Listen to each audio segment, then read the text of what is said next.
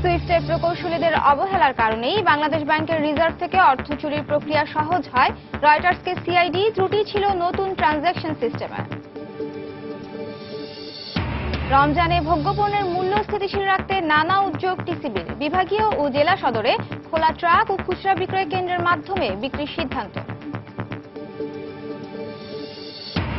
কিলোমিটারে ৩ পয়সা ভাড়া কমানোয় যাত্রী স্বার্থ উপেক্ষিত হওয়ার অভিযোগ মানতে নারাজ মালিকরা।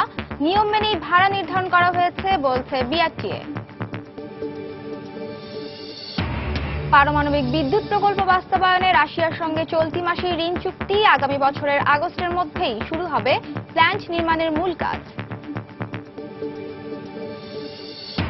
এবং কয়েক বছর ধরেই গ্রীষ্মকালে টমেটো আবাদ করে লাভবান হচ্ছেন দিনাজপুরের কৃষক। ফলন ও দাম ভালো পেয়ে খুশি।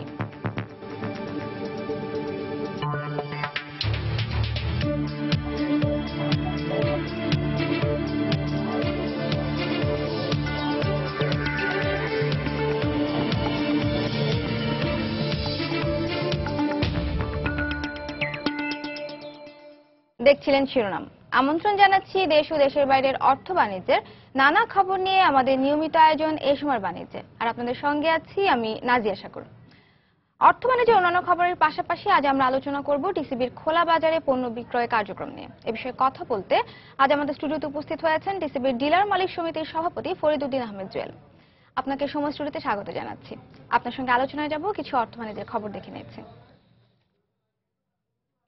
রিজার্ভ চুরির ৩ মাস আগে সুইফটের প্রকৌশলীরা বাংলাদেশ ব্যাংকের সুইফট মেসেঞ্জিং প্ল্যাটফর্মের সাথে নতুন যে ট্রানজ্যাকশন সিস্টেমের সংযোজন করেছিল সে সিস্টেমেই ত্রুটি ছিল বলে সংবাদ মাধ্যম রয়টার্সকে জানিয়েছে সিআইডি। আর এই অবহেলার কারণেই হ্যাকাররা বাংলাদেশ ব্যাংকের রিজার্ভ থেকে সহজেই অর্থ চুরি করতে পেরেছিল বলে মনে করে সিআইডি। রয়টার্সকে সিআইডির অতিরিক্ত উপমহাপরিদর্শক শাহ আলম জানান, সুইফটের প্রকৌশলীরা প্রথমবারের মতো রিয়েল টাইম গ্রস সেটেলমেন্ট সিস্টেমের সাথে সুইফটের নেটওয়ার্ক সংযুক্ত করে যায়, যেখানে বেশ কিছু লুপ হোল খুঁজে পাওয়ার কথাও জানায় সিআইডি। এ বিষয়ে বাংলাদেশ ব্যাংকের এক কর্মকর্তা রয়টার্সকে জানান, এই সিস্টেম সংযোজনের সময় যে নিরাপত্তা ব্যবস্থা সুইফটের পক্ষ থেকে নিতে বলা হয়েছিল প্রকৌশলীরা তা অনুসরণ করেনি। এমনকি নতুন প্ল্যাটফর্মের সাইবার নিরাপত্তার জন্য কোনো ফায়ারওয়াল ছিল না বলেও জানায় সিআইডি।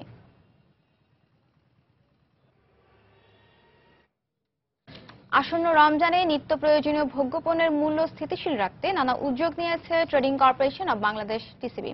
রমজানের আগেই সারা দেশে নিজস্ব ডিলার ছাড়াও বিভাগীয় ও জেলা সদরে ১৭৪টি ট্রাক এবং নিজস্ব 10টি খুচরা বিক্রয় কেন্দ্রের মাধ্যমে মসুর ডাল, চিনি, ছোলা, ভোজ্য তেল ও খেজুর বিক্রি করবে টিসিবি। তবে বাজারে কিছু পণ্যের দাম ঊর্ধ্বমুখী হওয়ায় ক্যাবের মতে বাজার নিয়ন্ত্রণে এখনই টিসিবিকে সক্রিয় হতে হবে। হাজার শিলির রিপোর্ট। সারা বছর বাজারে সেভাবে সক্রিয় না থাকলেও রমজানকে সামনে রেখে গত নভেম্বর থেকে প্রস্তুতি শুরু হয়েছে টিসিবির। ইতিমধ্যে পর্যাপ্ত চিনি ও মসুর ডাল মজুত করা হয়েছে। ভোজ্য তেল ও খেজুর কেনার প্রক্রিয়াও সম্পন্ন বলে জানানো হয় প্রতিষ্ঠানটির পক্ষ থেকে। সারা দেশে নিয়োজিত ডিলারদের পাশাপাশি ভ্রাম্যমাণ ট্রাকের মাধ্যমে ও খুচরা বিক্রয় কেন্দ্রে বাজার দরের চেয়ে কম দামে রমজানের এই 5টি অপরিহার্য পণ্য বিক্রি করবে টিসিবি। তবে এখনো পণ্যের মূল্য নির্ধারণ করা হয়নি। আমরা ইতিমধ্যেই মসুর ডাল এবং চিনির মজুত করে তুলেছি। স্থানীয় বাজার থেকে ভোজ্য তেল সংগ্রহ করব, আর ছোলাটা মাসের মাঝামাঝিতে আমাদের গোদামে চলে আসবে। স্থানীয় বাজার থেকে আমরা খেজুরটা সংগ্রহ করে ডিলারদের মাধ্যমে দেব। সারা দেশে আমাদের ২৯৫২ জন ডিলার আছে। ডিলারের মাধ্যমে এবং ১৭৪টি খোলা ট্রাক ও 10টি নিজস্ব খুচরা বিক্রয় কেন্দ্রের মাধ্যমে আমাদের এই পণ্য বিক্রি করব। শেষ রমজান পর্যন্ত আমাদের পণ্য বিক্রয় কার্যক্রমটা চলমান থাকবে। ভোক্তা অধিকার সংগঠন ক্যাবের মতে কৌশল পরিবর্তন করে ব্যবসায়ীরা আগেভাগেই কিছু পণ্যের দাম বাড়িয়ে দিচ্ছে। তাই দেরি না করে খুব দ্রুত টিসিবিকে সক্রিয় হতে হবে। যেহেতু সরকারের চাপে থাকে ব্যবসায়ীরা, তারা রোজার সময় মূল্যটা বৃদ্ধি না করে সম্ভবত স্ট্র্যাটেজি চেঞ্জ করে আগেই দাম বাড়ানোর প্রচেষ্টা নিয়েছে। কয়েকটা পণ্যের যেগুলির মূল্য রোজার সময় খুব বাড়ে, চাহিদার বা রোজার সময় বাড়ে একটু ঊর্ধ্বমুখী আমরা মনে করি। তা হলো টিসিবি যে মজুদ গড়ে তুলেছে সেই মজুদটা নিয়ে বাজারের যে ইন্টারভেনশন, যে বাজারে যে হস্তক্ষেপ, তা একটু আগে করতে হবে। টিসিবির পণ্য খোলা বাজারে বিক্রি রোধে মাঠ পর্যায়ে স্থানীয় প্রশাসনকে নজরদারি পরামর্শ দিয়েছেন বাজার বিশ্লেষকরা। এছাড়া শুধু রমজানের আগে নয়, বাজার নিয়ন্ত্রণে টিসিবিকে সারা বছরই বাণিজ্যিক ভিত্তিতে পরিচালনার আহ্বান জানিয়েছেন সংশ্লিষ্টরা। হাজারের শিউলি, সময় সংবাদ, ঢাকা। আমরা রিপোর্টটি দেখলাম, এবার এই বিষয়ে বিস্তারিত জানতে চলে যাচ্ছি টিসিবি ডিলার মালিক সমিতির সভাপতি ফরিদুদ্দিন আহমেদ জুয়েলের কাছে। আপনার কাছে জানতে চাচ্ছি যে আসছে রমজান, এই উপলক্ষে আপনাদের প্রস্তুতি কেমন আর কবে থেকে আপনাদের কার্যক্রম শুরু হচ্ছে? মোটামুটি প্রতি বছরই রমজানের শুরুর আগে আমরা শবে বরাতের আগে আমরা এই প্রস্তুতিটা নিয়ে থাকি।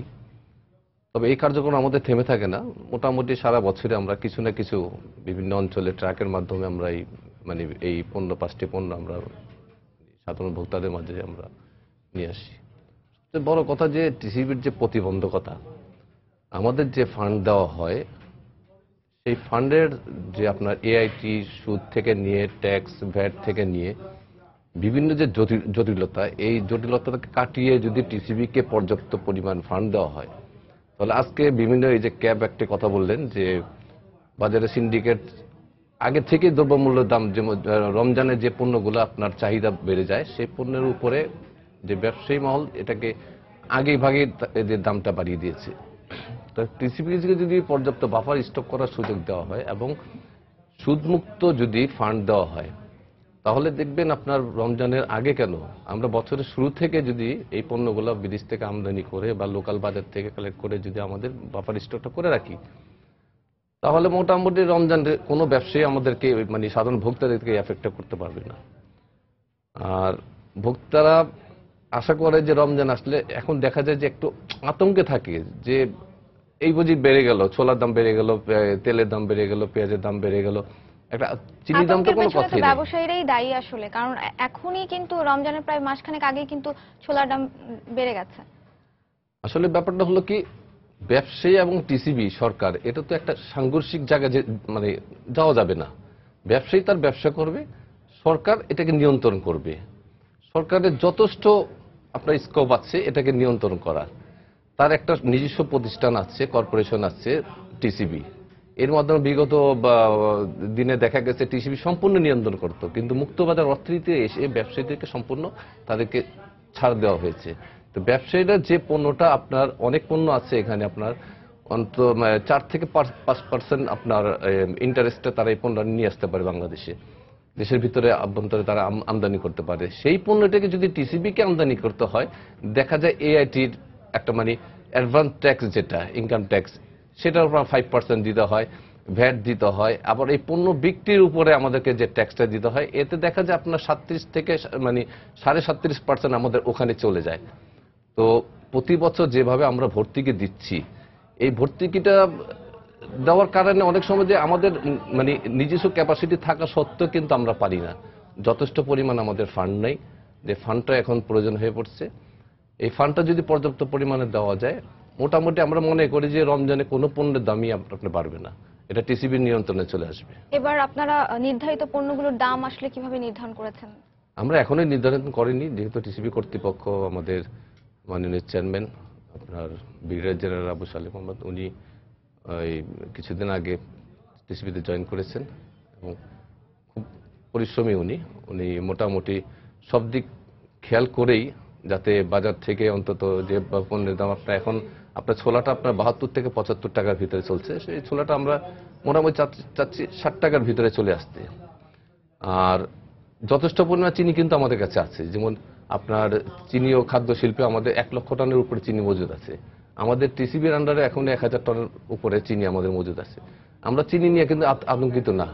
তবে চিনি ও শিল্প কর্পোরেশন দফায় দফায় যেভাবে আপনার 42 টাকা যে চিনি ছিল আজকে নিয়ে আসছে 48 টাকায়, এদের অ্যাকচুয়ালি ব্যবসায়ীদের আমরা কি দোষ দেব? যেখানে সরকারের একটা সরাসরি আপনার প্রতিষ্ঠান চিনি ও খাদ্য শিল্প কর্পোরেশন, সেখানে আপনার এই 42 টাকা থেকে 48 টাকা, তার 6 টাকা বস্তা পিছে প্রায় আপনার 300 টাকা এখানে বাড়িয়ে দিল সরকার। এখন ব্যবসায়ীরা যদি আমাদেরকে উল্টা চার্জ করে যে আপনারা নিজের বাড়াচ্ছেন, তা আমরা কি করব? একটা সাংঘর্ষিক ব্যাপার হয়ে দাঁড়িয়েছে। আসলে সমন্বয়ের অভাব আছে বলে মনে হচ্ছে। আমি মনে করি এখানে একসাথে আমাদের চিনি ও খাদ্য শিল্প কর্পোরেশন, খাদ্য মন্ত্রণালয় আছে, বাণিজ্য মন্ত্রণালয় আছে, একসাথে মন্ত্রী মহোদয়রা বসে যদি একটা সুন্দর সিস্টেম ওদের নিয়ে আসেন, তাহলে খোলা ট্রাকে খাদ্যপণ্য বিক্রির উদ্যোগটাই যেহেতু নেওয়া হয়েছিল যে জনগণের মধ্যে মানে নিত্য পণ্যটা আসলে যেন নাগালের মধ্যে থাকে এমন একটা দামে বিক্রি করার, কিন্তু সেক্ষেত্রে যদি সরকারি কোনো প্রতিষ্ঠানই সেই পণ্যের দাম বাড়িয়ে দেয় সেক্ষেত্রে তো আসলে বাজারেও তো এর প্রভাব পড়বে। না, এটা তো অলরেডি দেখা যাচ্ছে। আপনার গত 2 মাস আগে যে চিনি ছিল 38 টাকা, আপনার সুগার অ্যান্ড ফুডের যে চিনিটা ছিল 38 টাকা, পরবর্তী মাসে করলে তারা 44 টাকা, এখন তারা ডিলারকে দিচ্ছে 48 টাকা করে। মানে 38 টাকা 48 টাকা 2 মাসের ব্যবধানে এটা 10 টাকা কেজিতে বেড়ে গেল। তো আমরা তো কমিটেড, আমরা তো ভোক্তার কাছে কমিটেড যে দ্রব্যমূল্য সহনীয় পর্যায়ে রাখবো, ব্যবসায়ীরা যাই করুক, কিন্তু সরকারের তো একটা নিজস্ব কমিটেড আছে যে আমরা এইটাকে নিয়ন্ত্রণের ভিতরে রাখবো। তো সেই হিসাবে অন্তত এটা উচিত হয়নি এইবার অন্তত এই চিনির দামটা এতটুকু বাড়িয়ে দেওয়া।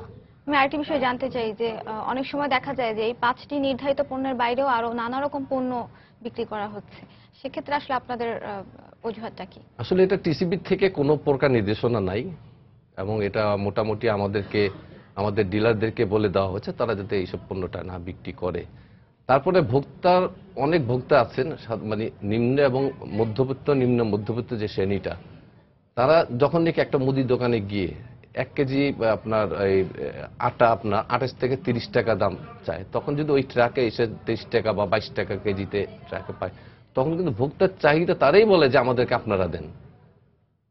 তবে এটা আমরা বারবার টিসিবিকে বলছি, কর্তৃপক্ষকে বলছি যে পণ্যের মানে আপনার আইটেমগুলো আরো বাড়ানোর জন্য বাড়ানো, এবং সেক্ষেত্রে মান বজায় রাখাটাও আসলে খুব জরুরি। অবশ্যই অবশ্যই, কারণ এই ধরনের অভিযোগও মাঝে মাঝে আমরা শুনতে পাই।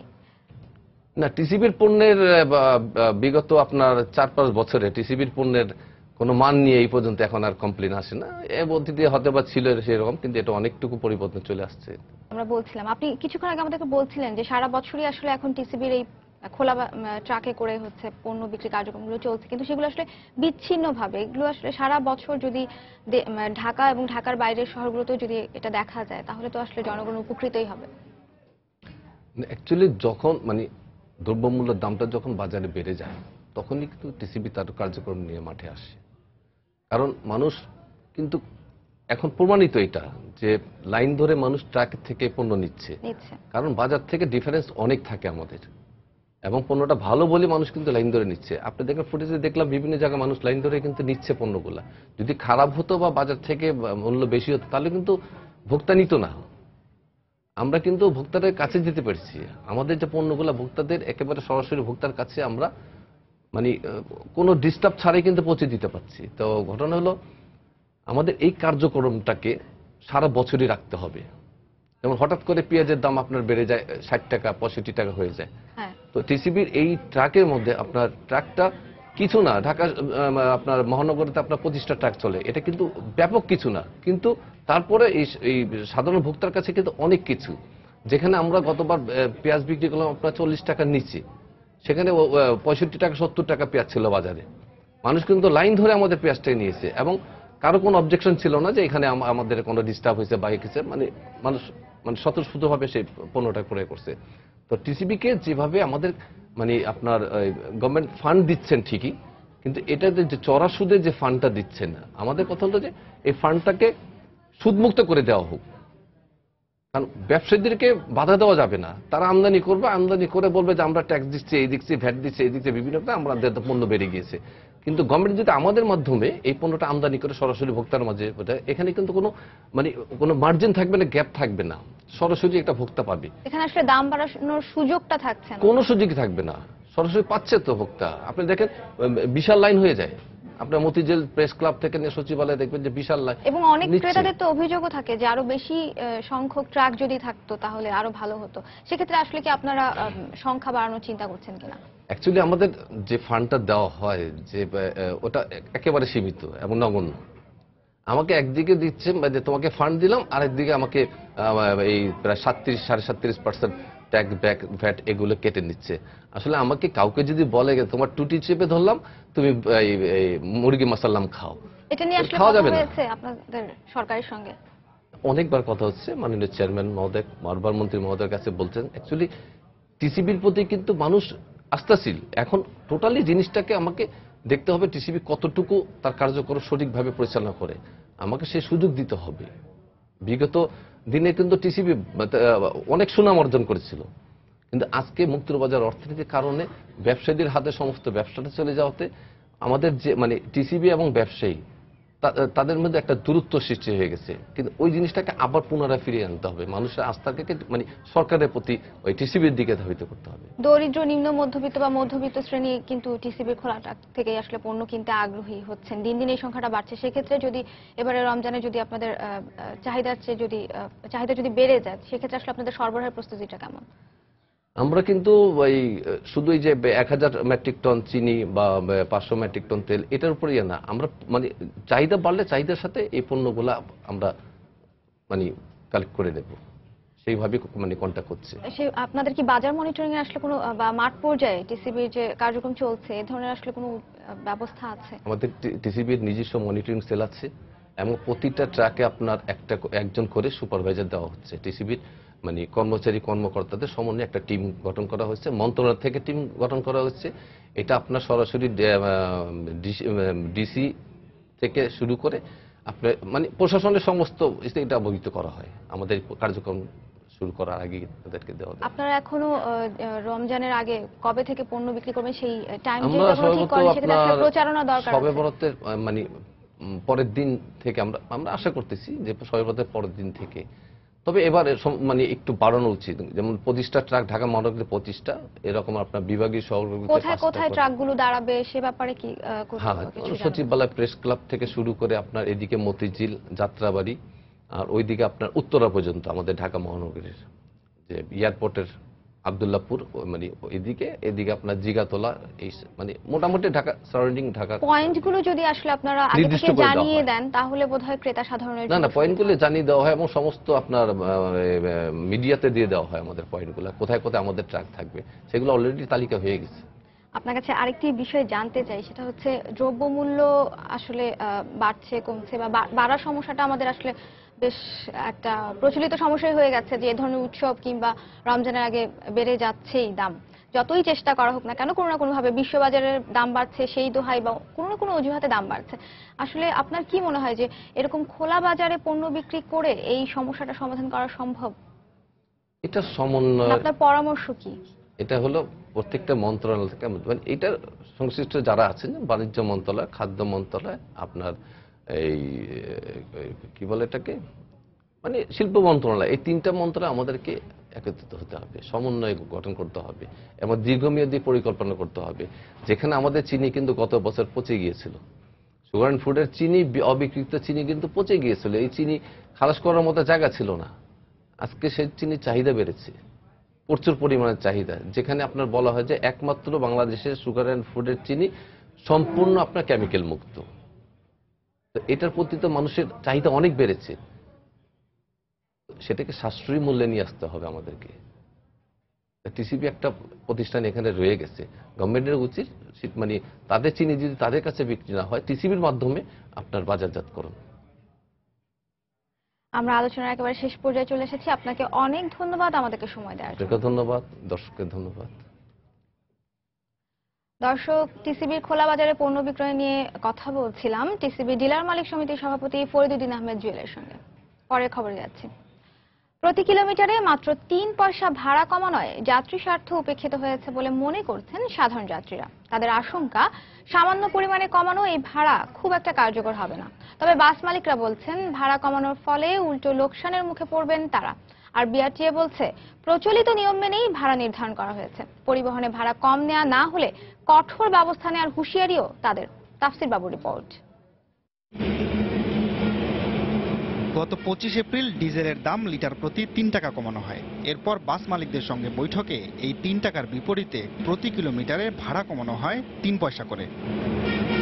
সরকারের এই সিদ্ধান্ত কার্যকর হলে একজন যাত্রীর সর্বোচ্চ ভাড়া কমবে ঢাকা কক্সবাজার ও ঢাকা বান্দরবান রুটে 14 টাকা, ঢাকা দিনাজপুর রুটে 12 টাকা, ঢাকা চট্টগ্রাম ও ঢাকা সিলেটে 7.5 টাকা, ঢাকা ময়মনসিংহ রুটে 3.5 টাকা এবং ঢাকা রাজশাহী রুটে 6 টাকা। ভাড়া নির্ধারণের পদ্ধতিকে ত্রুটিপূর্ণ বলছে যাত্রী কল্যাণ সমিতি। আর সাধারণ যাত্রীরা বলছেন ডিজেলের দাম আরো কমিয়ে ভাড়া নির্ধারণ করা হলে তাদের বেশি উপকার হতো। পেট্রোলের দামটা বাড়ায়, তেলের ডিজেলের দামটা কমান ভালো হইতো। তাহলে গাড়ি ভাড়া আরো কমতো। যে 4-5 টাকা কমায় তো আমাদের কোনো ফ্যাসিলিটি নাই। মিনিমাম যদি 50 টাকা কমতো তাহলে আমাদের একটু সুবিধা হইতো। ভাড়া নির্ধারণের প্রক্রিয়াতে মালিক শ্রমিকদেরই থাকেন এবং সরকারের যারা আমলারা থাকেন তারা কিন্তু গণপরিবহন ব্যবহার করেন না। এই কারণে বরাবরই যাত্রী স্বার্থ উপেক্ষিত হয় এবং মালিকদের স্বার্থ সংরক্ষণ করা হয়। তবে পরিবহন মালিকদের এই নেতা বলছেন ভাড়া কমানোর সরকারি সিদ্ধান্তে ক্ষতির মুখেই পড়বেন তারা। ঢাকা সিলেট রোডের দূরত্ব হলো 250 কিলোমিটার। 3 টাকা করে তেলের দাম কমানোর ফলে আয় হচ্ছে 225 টাকা, আর 3 পয়সা কমালে আমাদের যাচ্ছে 300 টাকা। তাহলে আমরা এখানে 75 টাকা পার্সিংয়ে লস করছি। এদিকে বিআরটিএ বলছে নতুন ভাড়া কার্যকর করা হলো কিনা তার তদারকি করবেন তারা।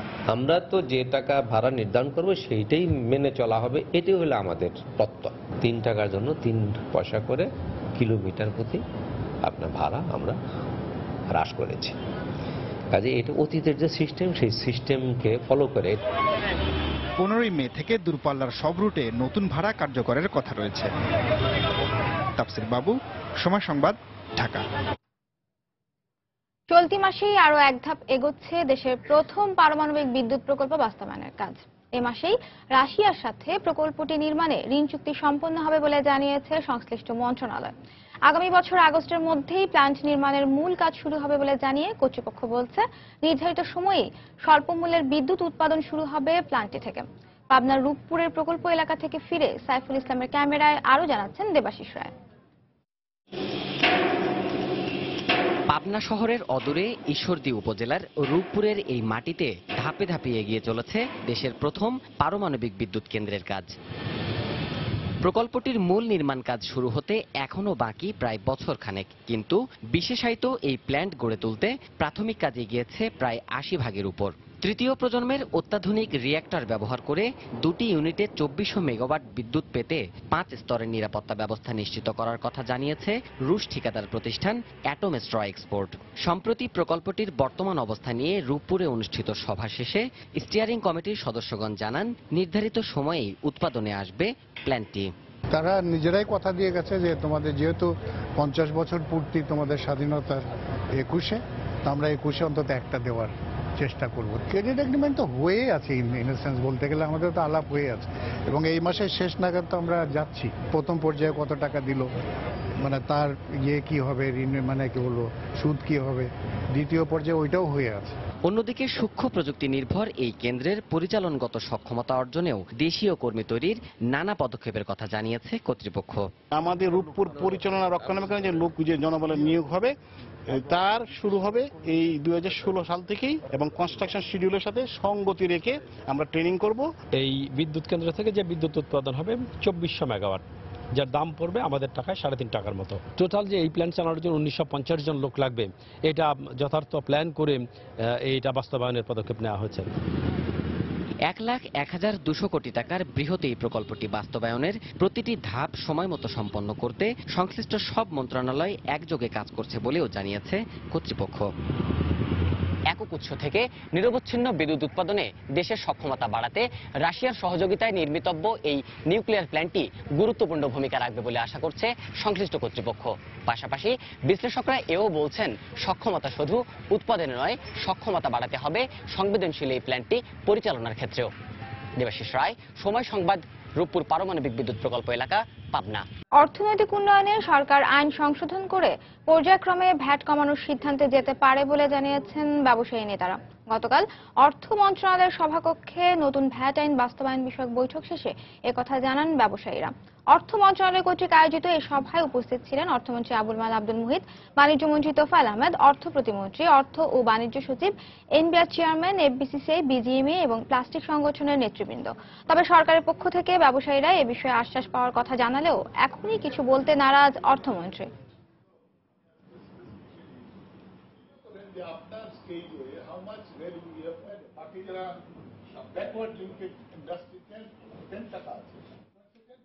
পরিবর্তিত অবস্থায় সহনীয় পর্যায়ে যদি আমরা ইমপ্লিমেন্ট করি, এটা ইকোনমির জন্য, দেশের জন্য, সকলের জন্য মঙ্গল হবে। সরকার এটা মোটামুটি কনভিন্সড, এবং এর মধ্যে থেকে সরকার হয়তোবা পর্যায়ক্রমে করবে, কিছু 15% করলো, কিছু 12%, কিছু 10%। The main issue now is multiple VAT rate. আমরা এখন এটা আর কিছু বলবই না, এটা বাজেটে দেখবে। আসছে বাজেটে সংবাদপত্র শিল্পের জন্য আমদানিকৃত কাগজের আমদানি শুল্ক শতকরা 0% নামিয়ে আনার দাবি জানিয়েছে সংবাদপত্র মালিকদের সংগঠন নোয়াব। গতকাল জাতীয় রাজস্ব বোর্ড আয়োজিত প্রাক বাজেট আলোচনায় এসব দাবি জানানো হয়। সংবাদপত্র শিল্পে দেশি কাগজ ব্যবহারের নানা অসুবিধা তুলে ধরা হয় নোয়াবের পক্ষ থেকে। বলা হয়, দেশি নিউজ প্রিন্ট মিলকে সহযোগিতা করার জন্য আমদানিকৃত নিউজ প্রিন্টের উপর শুল্ক বাড়ানো হলে দেশীয় সংবাদপত্র শিল্প সমস্যায় পড়বে। দেশীয় নিউজ প্রিন্ট দিয়ে ভালো কাগজ প্রকাশ করা সম্ভব নয় বলেও জানান সংবাদপত্র মালিকরা। সংবাদপত্র মালিকদের সুপারিশ বিবেচনা করে দেখার আশ্বাস দিয়েছেন জাতীয় রাজস্ব board chairman doctor Najibur Rahman.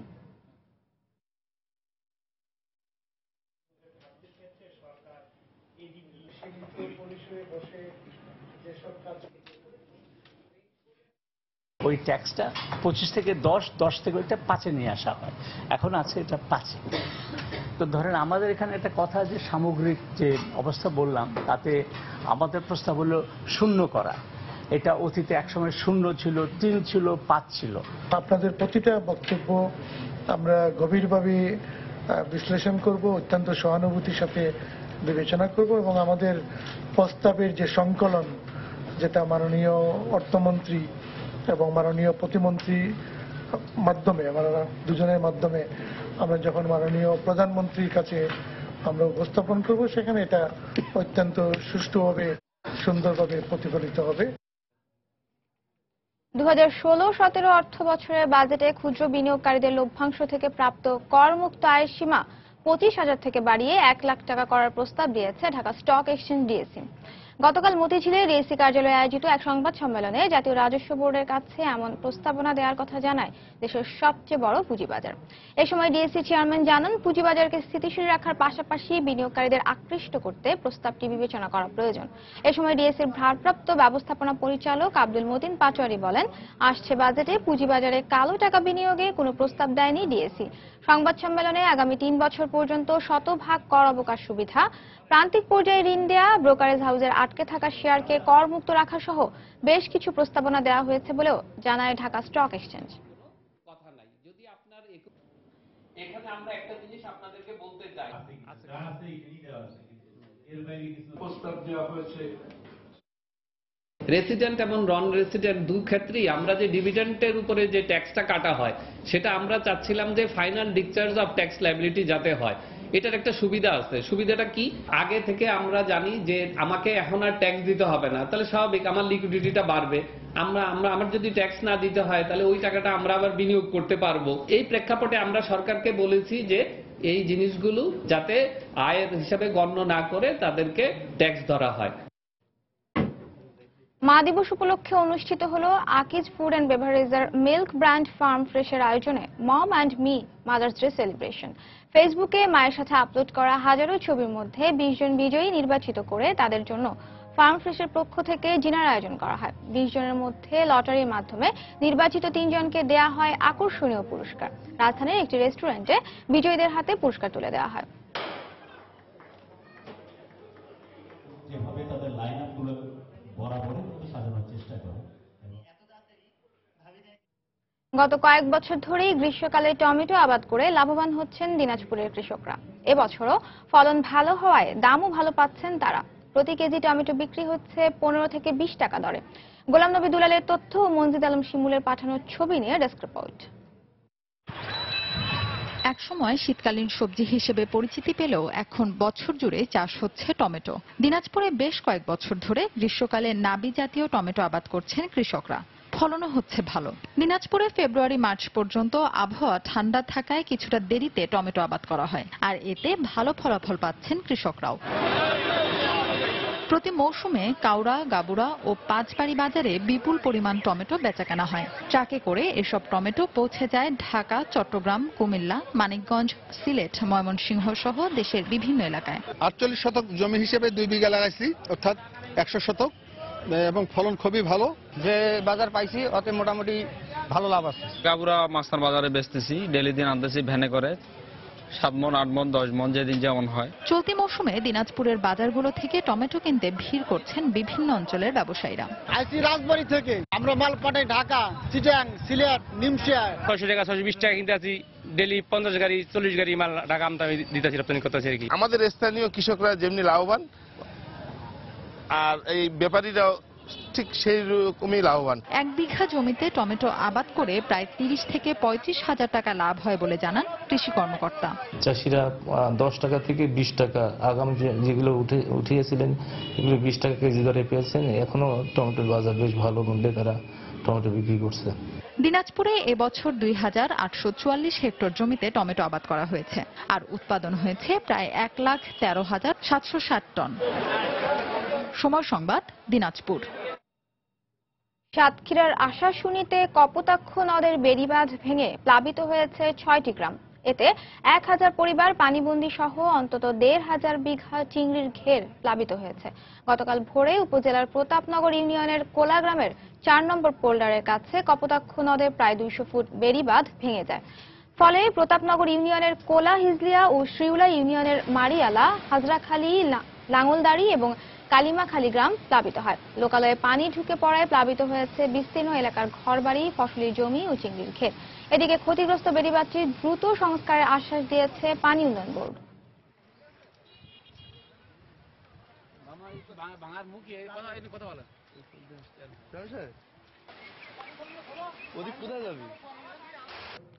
ফেসবুকের মাধ্যমে এখন সরকারি ও বেসরকারি দপ্তরের নাগরিক সুবিধা পাচ্ছেন বরিশালের মানুষ। নাগরিকদের পোস্ট করা 400টি সমস্যার বিপরীতে এ পর্যন্ত 370টি সমাধান করা হয়েছে। এই কার্যক্রমটি পরিচালনা করছে জেলা প্রশাসন। সব ঠিকঠাক থাকলে পর্যবেক্ষণ শেষে ধারণাটি সারা দেশে বাস্তবায়ন করা হবে বলেও জানিয়েছেন সংশ্লিষ্টরা। মাহমুদুল নবী তোলা ছবিতে আরো জানাচ্ছেন ফিরদৌস সোহাগ। 2015 সালের 13 আগস্ট বরিশাল সমস্যা ও সম্ভাবনা নামে একটি ফেসবুক গ্রুপ চালু করে জেলা প্রশাসন। উদ্দেশ্য তথ্য যোগাযোগ প্রযুক্তি ব্যবহার করে নাগরিক সুবিধা নিশ্চিত করা। জেলা পর্যায়ের সরকারি দপ্তর সমূহের কর্মকর্তারা নিজ নিজ ফেসবুক আইডির মাধ্যমে সাথে যুক্ত হন। একইভাবে জনগণকে এই গ্রুপে যুক্ত হয়ে নানা সমস্যা তুলে ধরতে আহ্বান জানানো হয়। 11,000 সদস্য আমাদের সাথে যুক্ত হয়েছে। আমরা একের পর এর সমস্যা সমাধান করছি। 400 সমস্যার মধ্যে 370টি সমাধান হয়েছে, বাকিগুলিও সমাধান হবে এবং প্রক্রিয়া চলমান রয়েছে। এই গ্রুপটি ঠিকমতো চালাতে একটি দল সব সময় কাজ করছে। প্রত্যেকটি পোস্ট গুরুত্বের সাথে পর্যালোচনা করি। জেলা প্রশাসক মহোদয় নিজেও নিয়মিত সংযুক্ত থাকেন, তারপরেও কোনো কিছু অতি গুরুত্বপূর্ণ হলে তাকে ট্যাগ করি। জেলা প্রশাসন দ্রুততার সাথে ব্যবস্থা গ্রহণ করে অথবা প্রয়োজন বুঝে অন্য সংশ্লিষ্ট দপ্তরকেও যুক্ত করে। বিষয়টি ইতোমধ্যে সরকারের উচ্চ পর্যায়ে দৃষ্টি আকর্ষণ করেছে। পর্যবেক্ষণ শেষে ধারণাটি সারা দেশে বাস্তবায়নের পরিকল্পনা করছে সরকার। একটা প্রস্তাব এসেছে, এটা সারা বাংলাদেশে ছড়িয়ে দেওয়া। তা আমরা আমাদের মন্ত্রী পরিষদ বিভাগ থেকে এটা পর্যবেক্ষণের পরে অবশ্যই সারা দেশে কিভাবে ছড়ানো যায় সেটা নিয়ে ব্যবস্থা গ্রহণ করব। দখলকৃত খাল কিংবা হারিয়ে যাওয়া ছেলে উদ্ধার, বিপজ্জনকভাবে বিদ্যুতের ঝুলে থাকা তার ঠিক করা সহ নানা সমস্যার সমাধান হচ্ছে এখন ফেসবুকে। ফেসবুকের মাধ্যমে সমস্যা উপস্থাপনে জনসাধারণের সময় খরচ লাগছে খুব কম, তাই বিষয়টি দ্রুত জনপ্রিয় হচ্ছে। তবে এটি নিয়ে প্রয়োজন ব্যাপক গবেষণা, তাহলে জনসাধারণ আরো বেশি নাগরিক সেবা পাবেন।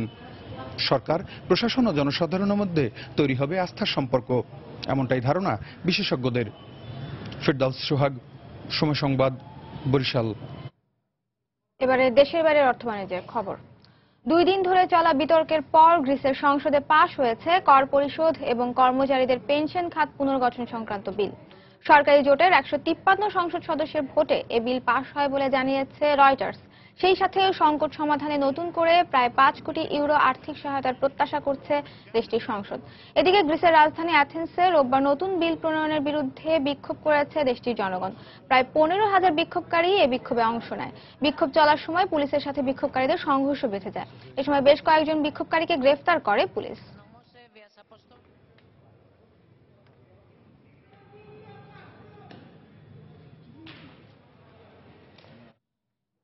এপ্রিলে কিছুটা স্থিতিশীল ছিল চীনের রপ্তানি বাণিজ্য। এই সময়টায় পণ্যের শিপমেন্ট বেড়েছে 4.1%। এছাড়া গেল 18 মাস পর এপ্রিলে 10.9% পর্যন্ত কমেছে আমদানির পরিমাণ। তবে বেড়েছে জ্বালানি তেল আমদানি। এছাড়া কমেছে কয়লা, পেট্রোলিয়াম, স্টিল তৈরির কাঁচামাল। বাণিজ্য উদ্বৃত্ত দাঁড়িয়েছে $4,560 কোটি। বেড়েছে ইলেকট্রনিক্স পণ্য, টেক্সটাইল ও গার্মেন্টস পণ্য এবং প্লাস্টিক পণ্যের রপ্তানি। চলতি বছরের শেষ দিকে আমদানি রপ্তানিতে সামঞ্জস্য আসার পাশাপাশি তা দেশের প্রবৃদ্ধিতে ইতিবাচক ভূমিকা রাখবে বলে প্রত্যাশা সংশ্লিষ্টদের।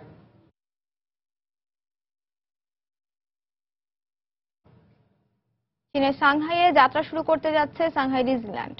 $5,500 কোটি খরচে তৈরি এই ডিজনিল্যান্ড দর্শনে সাংহাই এসেছেন ওয়ার্ল্ড ডিজনি কর্পোরেশনের কর্মকর্তা, শেয়ার হোল্ডার ও অতিথিরা। পরীক্ষামূলক কার্যক্রম পরিচালনার জন্য গত শনিবার খুলে দেওয়া হয় সাংহাইয়ের ডিজনিল্যান্ড। এ কারণে সকাল থেকে বিনোদন কেন্দ্রের বাইরের শপ এবং রেস্টুরেন্টগুলো ছিল রমরমা। দেশের মাটিতে এমন একটি বিনোদন কেন্দ্র প্রতিষ্ঠিত হওয়াকে দেশের অর্থনীতির জন্য ইতিবাচক হিসেবে দেখছেন চীনা নাগরিকরা। ডিজনিল্যান্ড কর্তৃপক্ষের নির্ধারিত দিনে এই বিনোদন কেন্দ্র ঘুরে দেখার সুযোগ রয়েছে তাদের। আগামী 16 জুন সাংহাইয়ের পুডং জেলায় উদ্বোধন হচ্ছে ডিজনিল্যান্ড।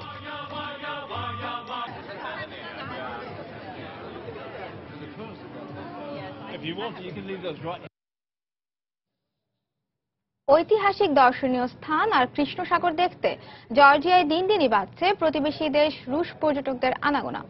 জর্জিয়ার দক্ষিণ ওসেটিয়া অঙ্গরাজ্য নিয়ে রাশিয়ার সাথে দেশটির বিরোধ থাকলেও এখন পরিস্থিতি স্বাভাবিক হয়ে আসতে শুরু করায় বাড়ছে পর্যটকও। এই সুযোগকে কাজে লাগাতে আরো বেশি পর্যটক আকর্ষণের সব ধরনের প্রস্তুতি নিচ্ছে ট্যুর অপারেটররা। পূর্ব ইউরোপ আর পশ্চিম এশিয়ার মাঝামাঝিতে অবস্থিত হলেও জর্জিয়াকে ইউরোপের ভূখণ্ড হিসেবেই বিবেচনা করা হয়। উত্তরে রাশিয়া আর পশ্চিমে কৃষ্ণসাগর বেষ্টিত এই দেশ ঐতিহ্য আর দর্শনীয় স্থানে পরিপূর্ণ হয় পর্যটকদের আকর্ষণেও অন্যতম জর্জিয়া। প্রতিবেশী দেশ রাশিয়া থেকে তো বটেই, ইউরোপের অন্যান্য দেশ থেকেও পর্যটক আসেন এদেশে।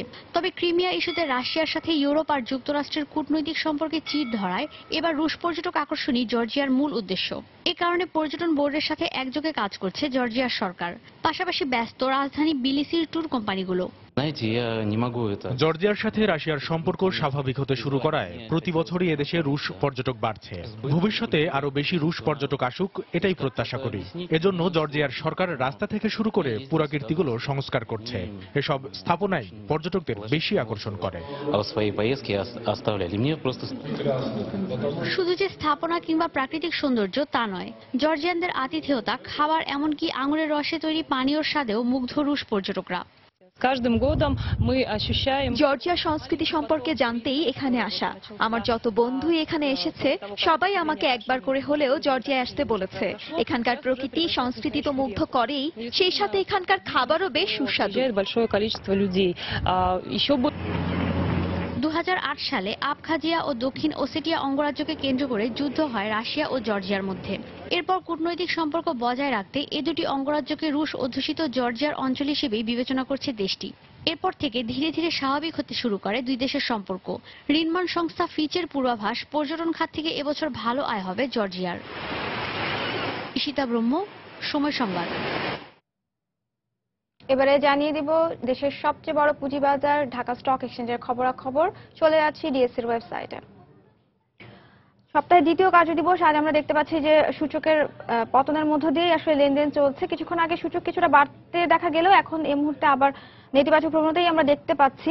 ডিএসইএক্স সাধারণ সূচক দেখতে পাচ্ছি যে 3 পয়েন্ট কমে রয়েছে 4336 পয়েন্টে। সূচকের শতাংশের হিসেবে যা 0.07%। ডিএসইএর সরিয়া ভিত্তিক প্রতিষ্ঠানগুলোর শেয়ারের সূচক 2 পয়েন্ট কমে এই মুহূর্তে রয়েছে 1066 পয়েন্টে এবং বাছাই সূচক ডিএস30 2 পয়েন্ট কমে রয়েছে 1679 পয়েন্টে, যা শতাংশের হিসেবে 0.16%। দর্শক, এখন পর্যন্ত ডিএসসিতে লেনদেন হয়েছে 173 কোটি টাকার শেয়ার এবং লেনদেনে অংশ নেওয়া প্রতিষ্ঠানগুলোর মধ্যে দাম বেড়েছে 105টি, কমেছে 125টির এবং অপরিবর্তিত রয়েছে 42টি প্রতিষ্ঠানের শেয়ারের দর। এই পর্যায়ে আমরা দেখে নিচ্ছি টপ 20 শেয়ার তালিকায় থাকা প্রতিষ্ঠানগুলোর অবস্থান। শুরুতে রয়েছে বিএসআরএম স্টিল, যার সবশেষ দাম আমরা দেখতে পাচ্ছি 103 টাকা। আজ সর্বোচ্চ দাম উঠেছিল 106 টাকা 90 পয়সা পর্যন্ত এবং গতকাল কিন্তু প্রতিষ্ঠানটি লেনদেন শেষ করেছিল 97 টাকা 20 পয়সায়।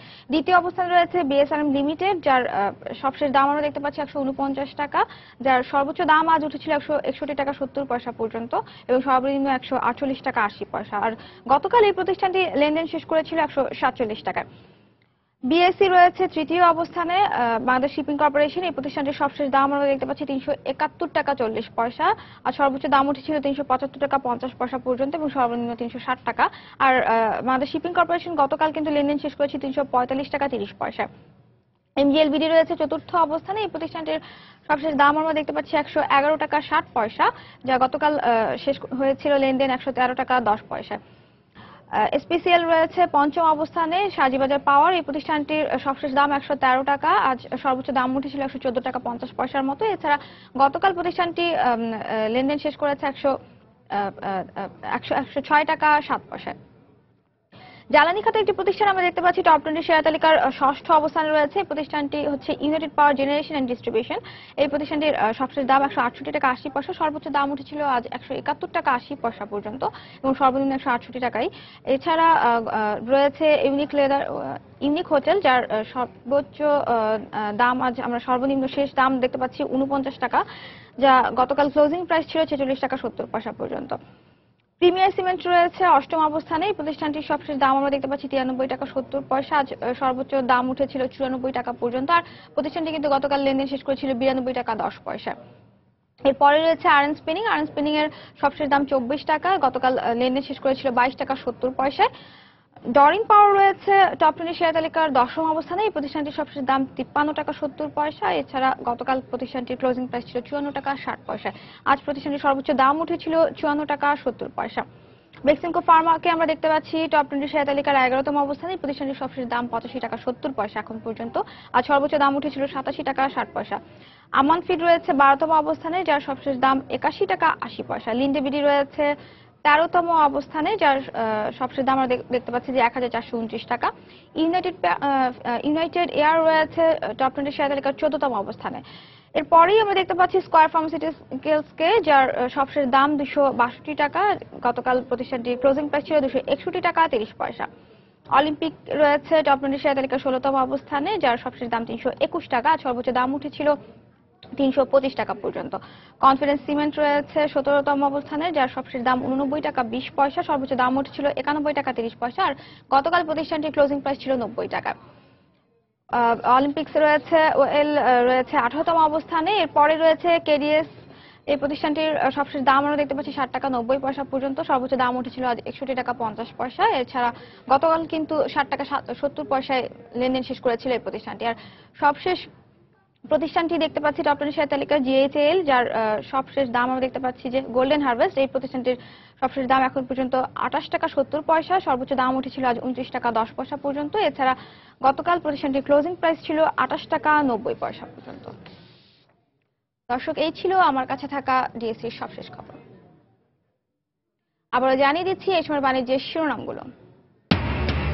সুইফটের প্রকৌশলীদের অবহেলার কারণেই বাংলাদেশ ব্যাংকের রিজার্ভ থেকে অর্থ চুরির প্রক্রিয়া সহজ হয়। রয়টার্সকে সিআইডি, ত্রুটি ছিল নতুন ট্রানজাকশন সিস্টেমে। রমজানে ভোগ্যপণ্যের মূল্য স্থিতিশীল রাখতে নানা উদ্যোগ টিসিবির। বিভাগীয় ও জেলা সদরে খোলা ট্রাক ও খুচরা বিক্রয় কেন্দ্রের মাধ্যমে বিক্রির সিদ্ধান্ত। কিলোমিটারে 3 পয়সা ভাড়া কমানোয় যাত্রী স্বার্থ উপেক্ষিত হওয়ার অভিযোগ। মানতে নারাজ মালিকরা, নিয়ম মেনেই ভাড়া নির্ধারণ করা হয়েছে বলছে বিআরটিএ। পারমাণবিক বিদ্যুৎ প্রকল্প বাস্তবায়নে রাশিয়ার সঙ্গে চলতি মাসে ঋণ চুক্তি। আগামী বছরের আগস্টের মধ্যেই শুরু হবে প্ল্যান্ট নির্মাণের মূল কাজ। এবং কয়েক বছর ধরেই গ্রীষ্মকালে টমেটো আবাদ করে লাভবান হচ্ছেন দিনাজপুরের কৃষক। ফলন ও দাম ভালো পেয়ে খুশি।